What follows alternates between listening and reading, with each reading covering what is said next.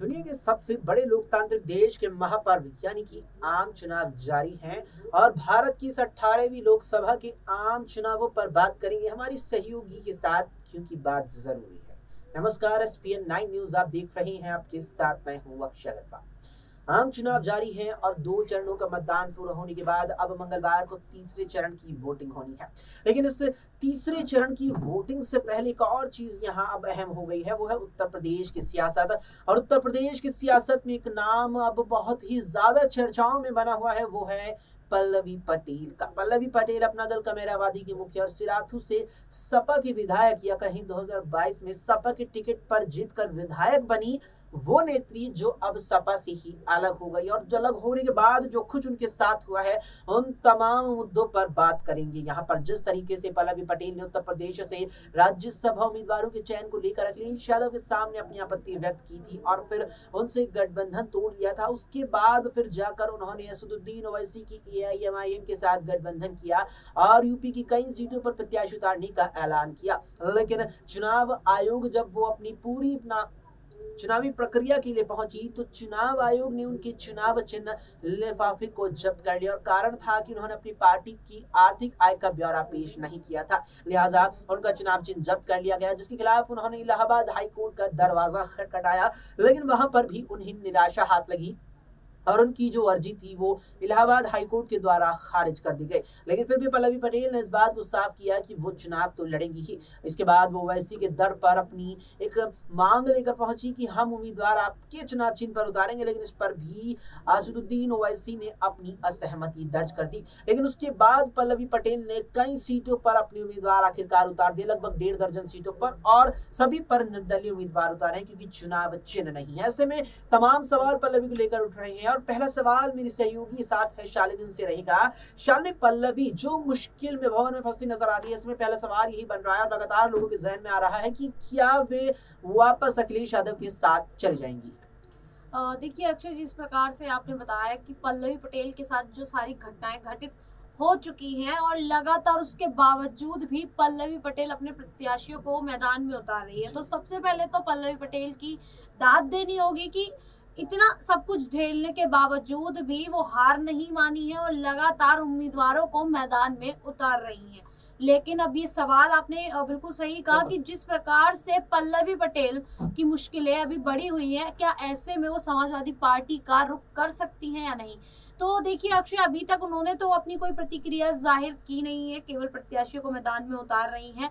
लेकिन हाँ, लगातार सभी लोग ये मांग करते नजर आ रहे हैं कि समाजवादी पार्टी को, जो उनके समर्थक हैं, जो जनता उन्हें पसंद करती है, बात करें अगर पटेल जो लोग हैं, वो लगातार पल्लवी पटेल से मांग करते नजर आ रहे हैं कि आपको समाजवादी पार्टी में शामिल हो जाना चाहिए, अखिलेश यादव आपको अपने गठबंधन में शामिल कर लेंगे।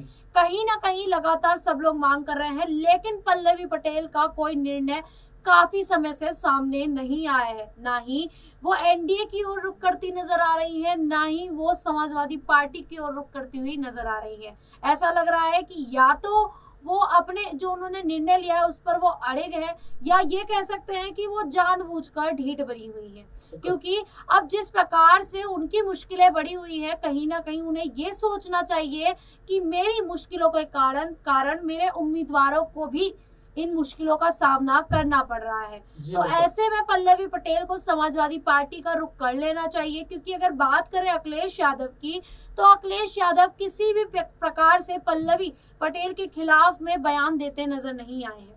बिल्कुल, पल्लवी पटेल भले ही अखिलेश यादव से गठबंधन तोड़ PDM का गठबंधन उन्होंने बनाया हो ओवैसी के साथ, लेकिन अखिलेश यादव ने पल्लवी पटेल के खिलाफ अभी तक कोई बयान नहीं दिया है। लगातार वो यही कह रहे हैं कि जो रूठे हैं हम उनको मनाएंगे और दोबारा से सपा में शामिल करेंगे। तो ऐसे में वो कहीं ना कहीं एक इशारा भी देते नजर आ रहे हैं उन सभी नेताओं को जो कहीं ना कहीं समाजवादी को छोड़कर अपना उल्लू सीधा कर दूसरी पार्टियों में शामिल हो गए हैं। तो ऐसे में पल्लवी पटेल को समाजवादी पार्टी का रुख कर लेना चाहिए। बिल्कुल, यहाँ पर अपने सियासी भविष्य भविष्य को ध्यान में रखते हुए पल्लवी पटेल को सपा का रुख कर लेना चाहिए। दरअसल आपको बता दें कि अखिलेश यादव ने जिस तरीके से जया बच्चन और उनके साथ अन्य 2 और उम्मीदवारों का चयन राज्यसभा में भेजने के लिए किया था, उस पर पल्लवी पटेल ने अपनी आपत्ति व्यक्त की थी और ये कहती नजर आई थी कि अखिलेश यादव सपा के मूलभूत पीडीए फॉर्मूले को भूल चुके, यानी पिछड़ा, दलित और अल्पसंख्यक फॉर्मूले के तहत इन तीनों समुदायों से अपने प्रत्याशियों का चयन अखिलेश यादव ने नहीं किया है, लिहाजा मैं अब उनसे गठबंधन तोड़ रही हूँ। लेकिन चर्चा ये थी, खबरें ये आ रही थी कि पल्लवी पटेल की मांग अखिलेश यादव से ये थी कि उनकी माता कृष्णा पटेल को अखिलेश यादव सपा के समर्थन से राज्यसभा भेज दे, लेकिन इस पर अखिलेश यादव ने अपनी असहमति दर्ज की और पल्लवी ने उनसे गठबंधन तोड़ लिया। ऐसे में फिर जाकर उन्होंने ओवैसी के साथ जो गठबंधन किया उसमें पीडीए के विकल्प के तौर पर पीडीएम न्याय मोर्चा निकाला, यानी पिछड़ा, दलित और मुस्लिम समाज का। ऐसे में सवाल शालिनी ये रहेगा कि क्या पल्लवी अगर सपा के साथ नहीं जाती हैं तो क्या वो यहाँ एनडीए के साथ चले जाएंगे, क्योंकि उनकी खुद की बहन अनुप्रिया पटेल केंद्रीय मंत्री है एनडीए के साथ होने के नाते और अपना दल सोनीलाल की अध्यक्ष भी है। क्या जा सकती है एनडीए के साथ? देखिए अक्षय, अभी तक तो कोई निर्णय उन्होंने लिया नहीं है और अगर उन्हें एनडीए में शामिल होना ही था तो वो समाजवादी पार्टी से जब उन्होंने गठबंधन तोड़ा था तो वो कहीं ना कहीं एनडीए की ओर रुख कर सकती थी, लेकिन उन्होंने नहीं किया और वो ये सोचकर उन्होंने गठबंधन तोड़ा कि वो अखिलेश यादव से अगर अलग होती हैं तो वो अपनी पार्टी को, अपने दल को एक मुकाम पर लेकर जाएंगी। लेकिन दल अब उस मुकाम पर तो छोड़ दीजिए, अभी दल चुनाव लड़ने के माहौल में ही नहीं है क्योंकि चुनाव चिन्ह ही नहीं है पल्लवी पटेल के साथ।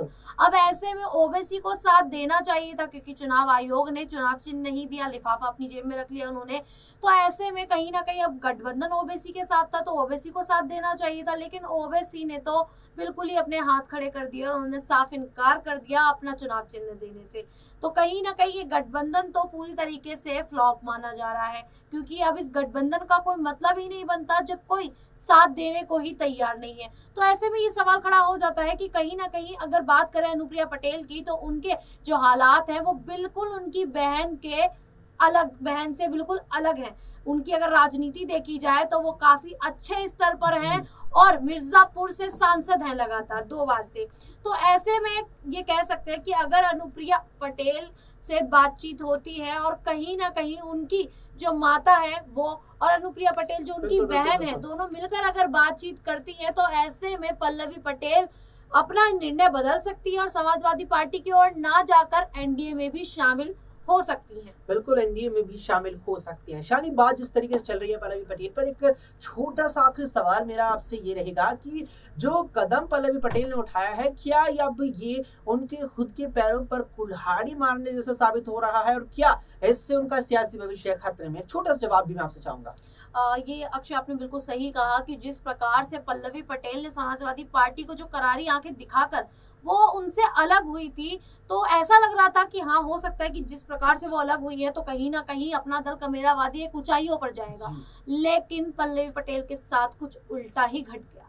बात करें अगर चुनाव चिन्ह की तो चुनाव चिन्ह नहीं मिला है और याचिका को हाईकोर्ट से, इलाहाबाद हाईकोर्ट से याचिका को खारिज कर दिया गया। समाजवादी अगर बात करें AIMI चीफ असदुद्दीन ओवैसी की तो उन्होंने झटका दे दिया। दूसरी बात करें अगर फूलपुर से सीट की मांग कर रही थी वो लगातार, तो अब फूलपुर की सीट से जब वो मांग कर रही थी तो वो आखिरकार खुद क्यों नहीं उतरी मैदान में, उन्होंने अपने उम्मीदवार को मैदान में क्यों उतार दिया। तो अब जिस प्रकार से वो इस जो अपने खुद के ही बिछाए हुए जाल में कहीं ना कहीं फंसती नजर आ रही है, तो ऐसे में ये आपने सही कहा कि उन्होंने कहीं ना कहीं समाजवादी पार्टी से अलग होकर अपने ही पैर पर कुल्हाड़ी मार ली है। बिल्कुल, यहाँ पर अपने ही पैरों पर कुल्हाड़ी मार ली। अब देखना होगा कि जो घाव पल्लवी पटेल को लगा है उसे सियासी तौर पर किस तरीके से वो यहाँ भर पाती है या वो उन पर भारी पड़ जाता है। क्या कुछ इस पर आपकी राय है? कमेंट बॉक्स में कमेंट करके हमें जरूर बताएं। फिलहाल के लिए इतना ही। देश और दुनिया की तमाम खबरों को लेकर अपडेट रहने के लिए देखते रहें SPN9 न्यूज।